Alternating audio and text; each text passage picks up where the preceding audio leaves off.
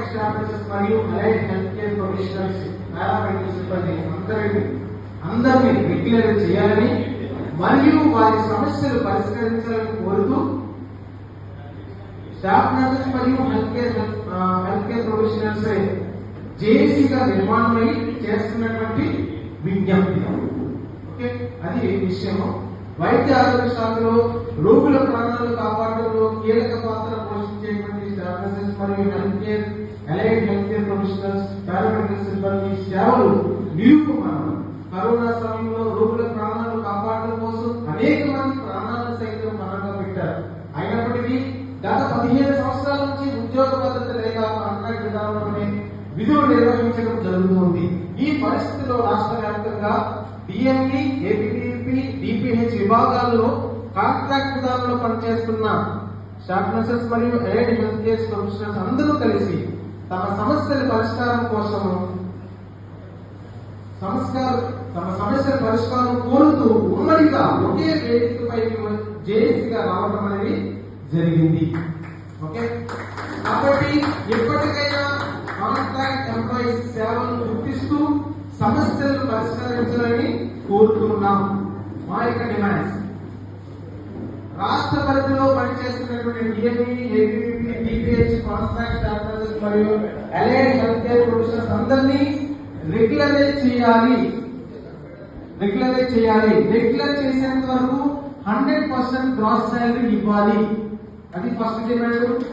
భవిష్యత్తులో ఇచ్చే నోటిఫికేషన్ ఏదైనా సరే గవర్నమెంట్ మెడికల్ విభాగంలో అన్ని పోస్టులు రెగ్యులర్ పోస్టులే తీయాలి. కాంట్రాక్ట్ విధానంలో పోస్టులు అనేది తీయకూడదు, రెగ్యులర్ పోస్టులే తీయాలి. అది సెకండ్ పాయింట్. అలాగే మూడో పాయింట్, డ్యూటీలో మరణించినటువంటి కాంట్రాక్ట్ ఎంప్లాయీస్ కి 50 lakhs ఎక్స్గ్రేషియా ప్రభుత్వం కల్పించాలి. అదొక పాయింట్. అలాగే ఫోర్త్ పాయింట్, వేరు విభాగాల్లో కాంట్రాక్ట్ విధానంలో పనిచేసి కాంట్రాక్ట్ సర్వీస్ వెయిటేజ్ ద్వారా కాంట్రాక్ట్ పోస్టులో జాయిన్ అయిన ప్రతి ఒక్కరి సర్వీస్ కంటిన్యూస్ సర్వీస్ కింద పరిగణలో తీసుకుని రెగ్యులరైజ్ చేయాలి. ఎందుకంటే ఆల్రెడీ చాలా మంది కాంట్రాక్టర్స్ లో చేసి వచ్చారు కాబట్టి వారికి కూడా వారి యొక్క సర్వీస్ మరి నిష్ప్రయోజనం కాకూడదు, అది వేస్ట్ కాకూడదు, అది కూడా యాడ్ అవ్వాలని మనం పాయింట్ యాడ్ చేయడం జరిగింది.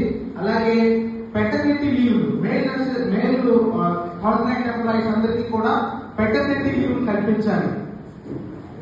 కేవలం స్టాఫ్ నర్సెస్ మరి ఫిమేల్ నర్సెస్ మరి మెటర్నిటీ లీవ్ వస్తాయి కానీ మేల్ స్టాఫ్ కి మేల్ ఎంప్లాయీస్ ఎవరికి కూడా పెటర్నిటీ లీవ్ అనేవి లేవు. అవి కూడా కల్పించమని అడుగుతున్నాము. అలాగే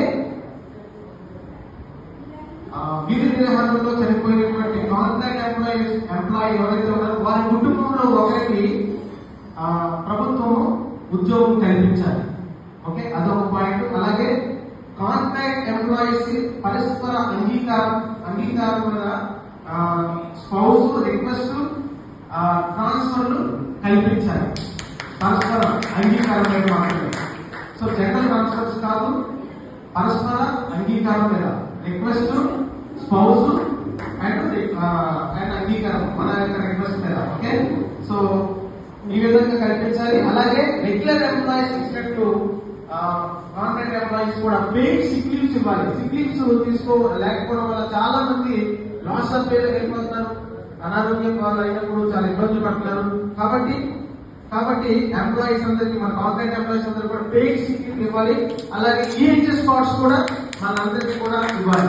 సో ఇవి మనం చేసినటువంటి డిమాండ్స్, మనందరికీ సంబంధించిన ప్రాముఖ్యమైన డిమాండ్స్. ఇంకా ఏమైనా మీరేమైనా యాడ్ చేయాలనుకుంటే దయచేసి తర్వాత